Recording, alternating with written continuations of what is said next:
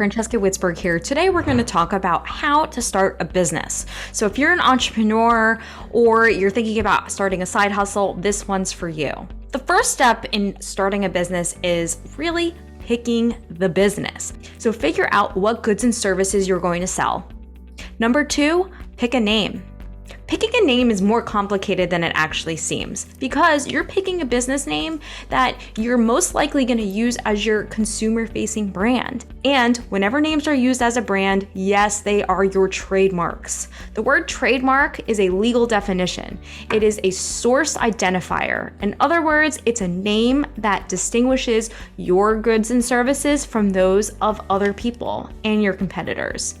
It's critical to make sure that the name that you're picking and you're using as a brand is available as a trademark, because otherwise, if you just start using the name without doing a proper trademark search to see if the name's available, you can end up in some serious legal trouble. Just saying I didn't know is not an excuse. What trademark lawyers will do is they'll do a formal check on the USPTO.gov and also will check some internet sources.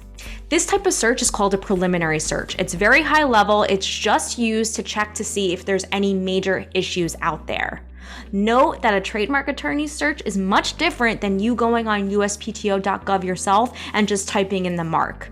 The reason? Because the USPTO database, if you just enter the name, isn't expansive. It's really just gonna look for the exact name or maybe the name that has a space in it. It's not gonna pick up any phonetic variations or any close similarities. So it's really important that you work with a trademark lawyer to actually run that search for you and give you a formal legal opinion.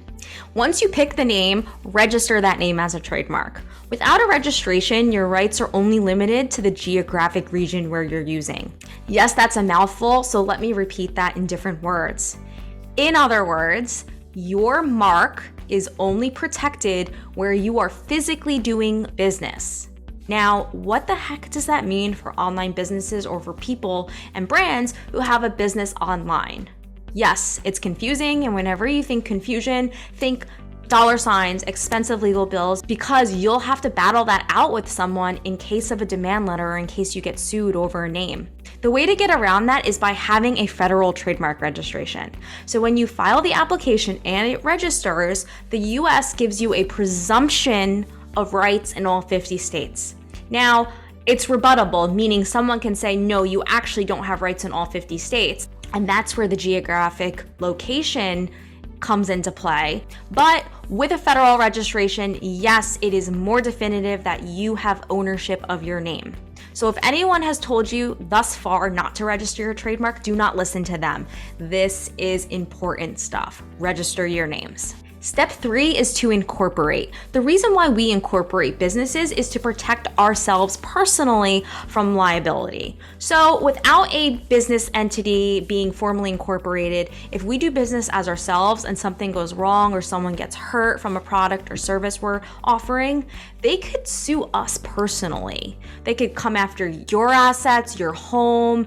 This is some serious stuff. So the reason why we incorporate is really to shield ourselves from that liability. There's also various tax benefits, and I encourage everyone to speak with a tax attorney and a corporate attorney to figure out the right corporate structure for you. The last step is get your domain names and social media handles. Get the .com, grab those social media handles. Even if you're not using some of the social media accounts, it's probably a good idea to preserve them so that when you want to use TikTok or when you want to use Twitter, you'll have them reserved, and it'll also prevent other people from stealing your name. That's it, guys. I hope you found this helpful. Good luck with your new business. If you have more questions, reach out. I offer a free 15-minute strategy call. Take me up on that. And if you haven't already, hit the subscribe button.